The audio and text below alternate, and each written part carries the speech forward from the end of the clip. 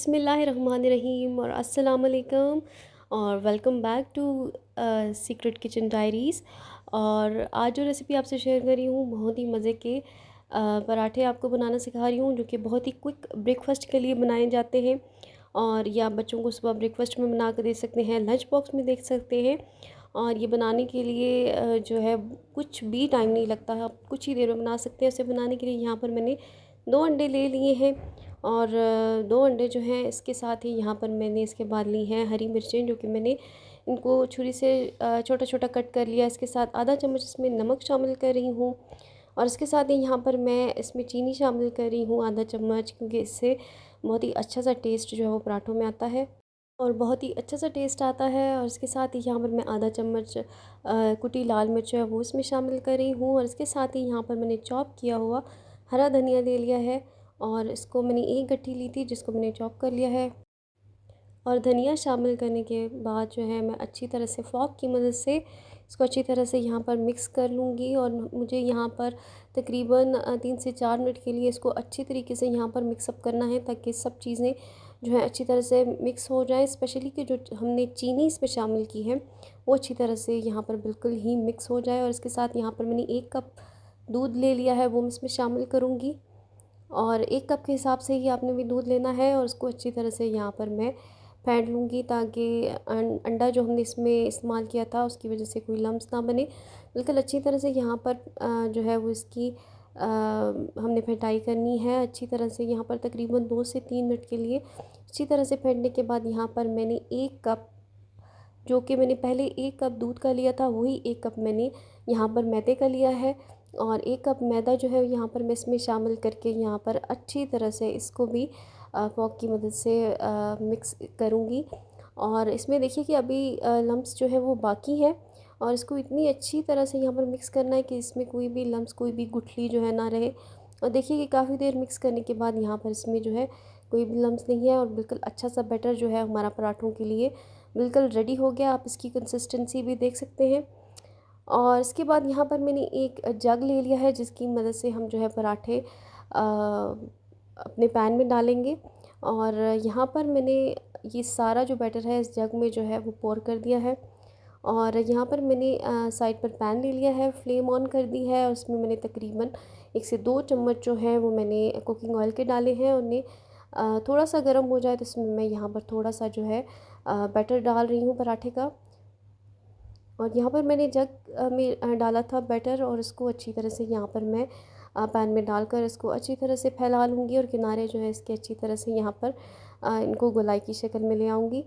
और देखिए कि बहुत अच्छी तरह से हमारा जो है वो बैटर पराठे की शक्ल में जो है वो फैल चुका है। और यहाँ पर मैं इसको मीडियम फ्लेम पर इसे अच्छी तरह से कुक करूँगी, ताकि हमारा पराठा जो है वो अंदर तक अच्छी तरीके से कुक हो जाए। और बहुत ही मीडियम फ्लेम पर यहाँ पर तकरीबन 2 से 3 मिनट के लिए अच्छी तरीके से यहाँ पर मैं इसको पकाऊंगी। और देखिए कि 2 से 3 मिनट के बाद जो है वो हमारा पराठा जो है एक साइड से अच्छी तरह से रेडी हो चुका है। सो यहाँ पर मैंने इसकी साइड चेंज की है और देखिए कि कितना खूबसूरत सा गोल्डन सा कलर आया है। और दूसरी साइड के लिए भी यहाँ पर मैं तकरीबन 1 चम्मच के जितना कुकिंग ऑयल जो है वो यूज़ कर रही हूँ। और यहाँ पर मैंने कुकिंग ऑयल यूज़ किया है, आप चाहें तो घी से भी पराठे जो है वो सेम इसी तरह से तैयार कर सकते हैं, आपकी अपनी चॉइस पे है। और देखिए कि दूसरी साइड से भी कितना अच्छा और बहुत ही खूबसूरत कलर जो है वो गोल्डन कलर आ चुका है। और आपने बाकी पराठे भी जो हैं वो इसी तरह से सेम रेडी करने हैं। और ये एक हमारा पराठा जो है वो बहुत ही इजीली और बहुत ही अच्छी तरह से रेडी हो चुका है। और इसी तरह से यहाँ मैं बिल्कुल सेम तरीके से इसी तरह से ही दूसरा पराठा जो है वो बनाऊंगी। यहाँ पर जग में जो बैटर था उसकी मदद से ही मैं यहाँ पर दूसरा पराठा जो है उसको यहाँ पर उसका बैटर डालूंगी और इसको अच्छी तरह से यहाँ पर मैं फैला लूँगी, ताकि ये अच्छा सा एक गोलाई की शक्ल में आ जाए। और अच्छी तरह से यहाँ पर मैंने इसको फैला लिया है। और यहाँ एक साइड से कुक होने के बाद यहाँ पर मैं इसकी साइड चेंज कर रही हूँ और एक साइड से भी बहुत अच्छा कलर आ चुका है, दूसरी साइड से हम कुक होने देंगे। और मैंने 1 चम्मच जो है वो तकरीबन ऑयल जो है वो फिर जो है यहाँ पर डाला है। और यहाँ पर मैंने 1 अंडा लिया है जो कि मैंने अच्छी तरह से फेंट लिया और उसके ऊपर मैंने इसी पराठे के ऊपर मैंने डाल दिया। इस पर कुछ मैंने चिली फ्लेक्स यहाँ पर डाल रही हूँ और इसके साथ ही मैंने 1 चुटकी के हिसाब से तकरीबन यहाँ पर नमक डाला है। और ये एक दूसरे तरीके का पराठा है। आप चाहें तो जैसे मैंने पहले पराठा बनाया है आप उसी तरह से भी बना सकते हैं।